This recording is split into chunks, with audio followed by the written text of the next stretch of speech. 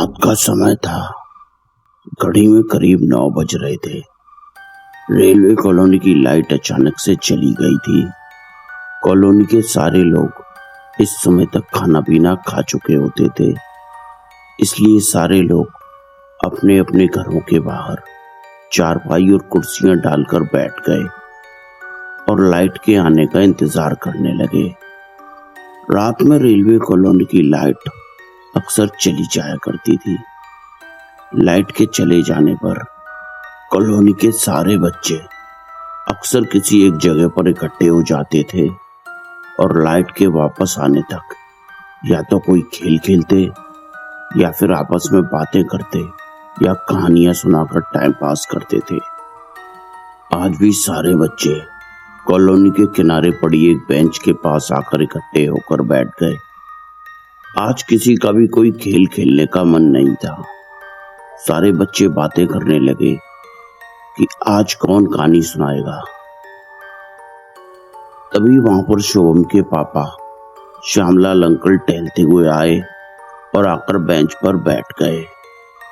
मेरे पापा अक्सर श्यामलाल अंकल के बारे में बताया करते थे कि श्यामलाल अक्सर भूत प्रेत और चलावों की बातें करता है और उनके किस्से सुनाता रहता है, पर किसी को ये नहीं पता कि वो किस्से झूठे होते हैं या सच्चे। कोई इन किस्सों को सच मानता है तो कोई इन सब चीजों पर विश्वास नहीं करता है और कहता है कि श्यामलाल तो बस फालतू की बकवास करता रहता है। तो मैंने सोचा कि क्यों ना आज श्यामलाल अंकल से ही कोई किस्सा या कहानी सुनी जाए। ये सोचकर मैंने श्यामलाल अंकल से कहा कि अंकल जी, आज आप ही कोई डरावनी कहानी सुनाइए ना। ये सुनकर श्यामलाल अंकल ने कहा, बेटा मैं कोई किस्सा या कहानी नहीं सुनाता हूँ, मैं बस वही सच्ची घटना बताता हूँ जो मेरे साथ घट चुकी है। बहुत से लोग मेरी बातों को झूठा मानते हैं, पर मैं इस बारे में कुछ नहीं कर सकता। जिस दिन उनके साथ भी ऐसी कोई घटना घटेगी उस दिन उन्हें मेरी बात समझ में आएगी और यकीन आएगा कि मैं झूठ नहीं बोलता हूँ। ये सुनकर सब बच्चों को मजा आने लगा और सारे बच्चे जिद करने लगे कि अंकल जी अपने साथ घटी कोई सच्ची घटना बताइए। ये सुनकर श्यामलाल अंकल ने कहा, ठीक है बेटा, मैं तुम्हें मेरे साथ घटी एक सच्ची घटना के बारे में बताता हूँ और इसे कहानी समझने की गलती मत करना। ये एक बिल्कुल सच्ची घटना है जो उन दिनों मेरे साथ घटी थी। ये बात उन दिनों की है जब मैं रेलवे में नया नया भर्ती हुआ था। कुछ दिन आगरा में नौकरी करने के बाद मेरा ट्रांसफर बयाना रेलवे स्टेशन पर हो गया। बयाना रेलवे स्टेशन पहाड़ों और जंगलों से घिरा एक खतरनाक इलाका है। वहां पर आज भी बहुत से खतरनाक जंगली जानवर पाए जाते हैं। उन दिनों जब भी रेलवे में कोई नया भर्ती होता था तो उसका ट्रांसफर कुछ दिनों के लिए बयाना रेलवे स्टेशन पर कर दिया जाता था। मैं बयाना रेलवे स्टेशन पहुंचकर वहां नौकरी करने लगा। वहां के स्टेशन मास्टर का नाम रामलाल था। रामलाल अक्सर मुझे वहां पर सावधानी से रहने के लिए कहता था। मैं समझता था कि वो मुझे जंगली जानवरों और चोर डाकुओं से सावधान रहने के लिए कह रहा है। ऐसे ही एक दिन वो मुझे सावधान रहने के लिए कह रहे थे, सुन श्यामलाल, यहाँ हमेशा सावधानी से रहना और अंधेरा होने के बाद कभी अपने रेलवे क्वार्टर से बाहर मत निकलना, और अगर कभी गलती से निकलना भी पड़े तो अपनी जेब में एक माचिस या एक लोहे का चाकू लेकर ही निकलना, और अगर कुछ समझ ना आए तो तुरंत मेरे पास चले आना, ठीक है? बेटा मैं उन दिनों जवान था, जवानी के जोश में था। मैंने रामलाल की बातों का मजाक उड़ाते हुए कहा, अरे भाई साहब, आप भी कहाँ इन चोर उचक्के और जंगली जानवरों से डरते हो? अगर मेरा सामना कभी इनसे हुआ तो एक हाथ को तो उठाकर मैं ऐसे ही पटक दूंगा। मेरी बातें सुनकर रामलाल जोर जोर से हंसने लगा और बोला, अरे बेवकूफ, तुझे क्या लगता है मैं तुझे जंगली जानवरों और चोरों चक्कों से बचने के लिए कह रहा हूँ? इन सब से तो फिर भी तू बच जाएगा, पर अगर तेरा सामना कभी चुड़ैल, भूत या छलावे से हो गया तो तू क्या करेगा? ये सुनकर मैं भौचक्का रह गया। फिर रामलाल ने आगे कहा, सुन श्यामलाल, ये बहुत सुनसान और खतरनाक इलाका है। यहाँ पर अक्सर लोगों को अंधेरा होने के बाद भूत, प्रेत और छलावे पकड़ लेते हैं। कुछ खुशनसीब लोग ही होते हैं जो बच पाते हैं, वरना कुछ लोगों की तो मौत तक हो जाती है। इसलिए मैं तुझसे कह रहा हूँ कि यहाँ पर सावधानी से रहना। तब तो मैंने रामलाल की बातों को ज्यादा गंभीरता से नहीं लिया और आराम से नौकरी करता रहा। फिर 10-15 दिन नौकरी करने के बाद मेरी नाइट ड्यूटी लगी। मैं शाम 6 बजे स्टेशन पर पहुंच गया। टाइम बीता और रात के 10 बज गए। 10:30 बजे एक मालगाड़ी को आगरा की तरफ जाना था। मुझे उस मालगाड़ी के लिए सिग्नल क्लियर करने के लिए जाना था। सिग्नल स्टेशन से करीब 1 किलोमीटर दूर था। मैं सिग्नल पर जाने की तैयारी करने लगा। मैंने सिग्नल वाली लालटेन उठाई और सिग्नल की तरफ जाने के लिए तैयार हो गया।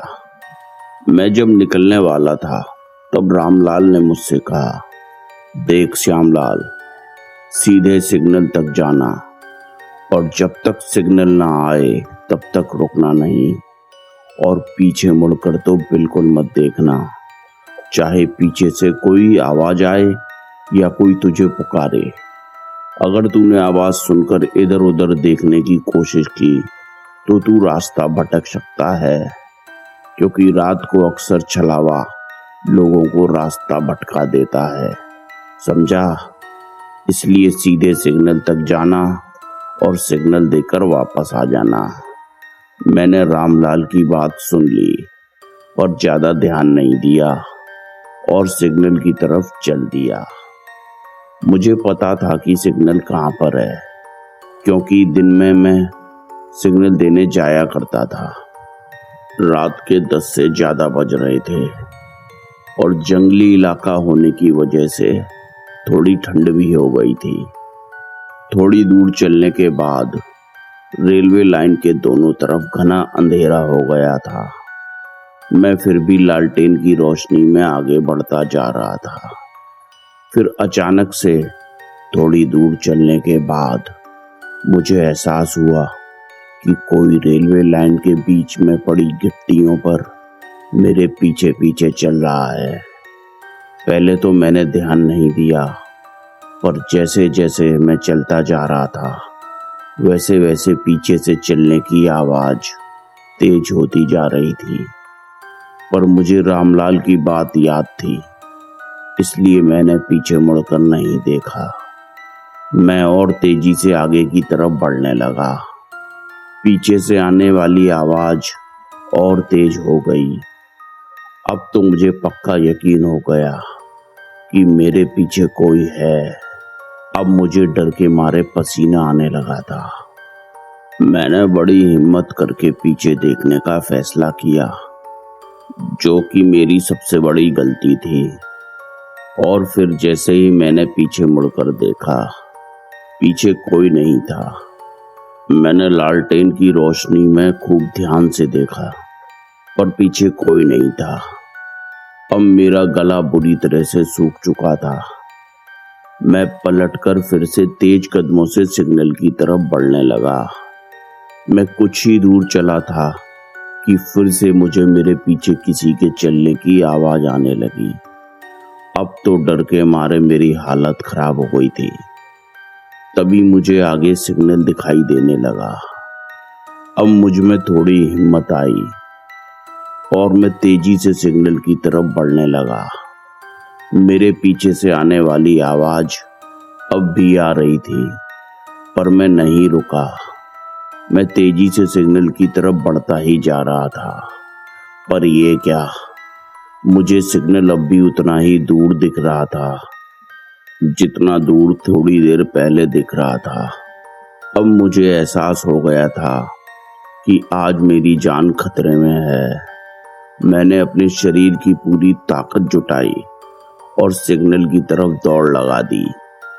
और जैसे ही मैंने दौड़ लगाई, मेरे पीछे से आने वाली आवाज भी उतनी ही तेज हो गई, जैसे कोई अब मेरा पीछा दौड़ कर रहा हो। मैं बदहवास सा बस दौड़ता ही जा रहा था, पर सिग्नल पास आने का नाम नहीं ले रहा था। अब मुझसे दौड़ा नहीं जा रहा था। मैं निढाल होकर वहीं रुक गया और मेरे पीछे से आने वाली आवाज वो भी बंद हो गई।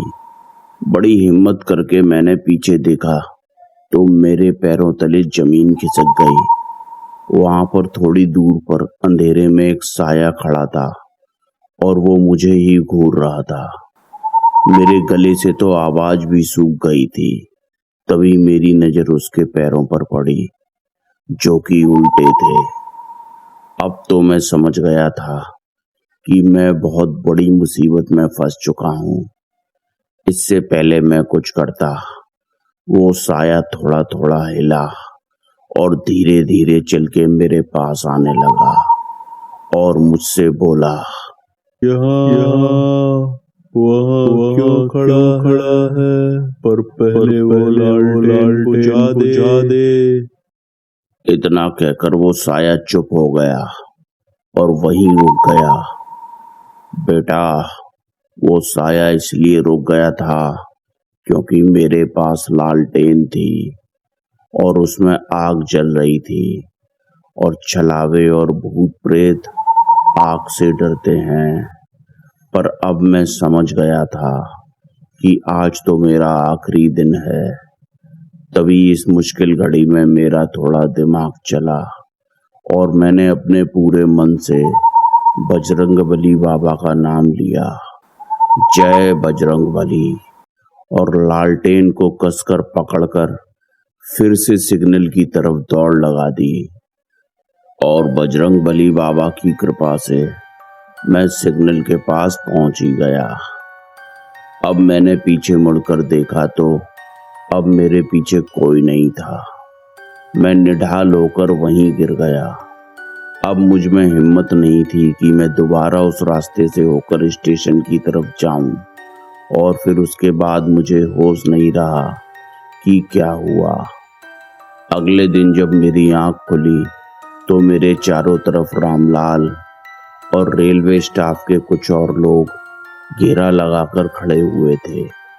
वो सब लोग रात से मुझे ही ढूंढ रहे थे। मैं उन लोगों को सिग्नल से 6 किलोमीटर दूर जंगल में पीपल के एक पेड़ के नीचे मिला था। दरअसल रात को छलावे के कारण रास्ता भटक कर मैं सिग्नल से 6 किलोमीटर दूर जंगल में घुस गया था और उस पीपल के पेड़ के पास पहुंच गया था जहां बजरंगबली बाबा की एक मूर्ति रखी हुई थी। मैंने पूरे मन से बजरंगबली बाबा का नाम लिया था, इसलिए बाबा ने मुझे रास्ता दिखाया और अपने पास बुला लिया, और इसलिए फिर वो छलावा मेरे पीछे नहीं आया और मेरा पीछा करना बंद कर दिया। और इस तरह बजरंगबली बाबा की कृपा से और लालटेन की आग की वजह से मेरी जान बच गई। मैंने रात का पूरा किस्सा रामलाल भाई साहब और स्टाफ के सब लोगों को सुनाया। किस्सा सुनकर रामलाल भाई साहब ने कहा कि श्यामलाल, तू बच गया क्योंकि तेरे पास लालटेन थी और लालटेन जल रही थी। भूत प्रेत और छलावे आग से डरते हैं क्योंकि आग पवित्र होती है और भगवान का रूप होती है। उस दिन के बाद से मैं हमेशा नाइट ड्यूटी पर अपने साथ एक माचिस और एक हनुमान चालीसा रखने लगा।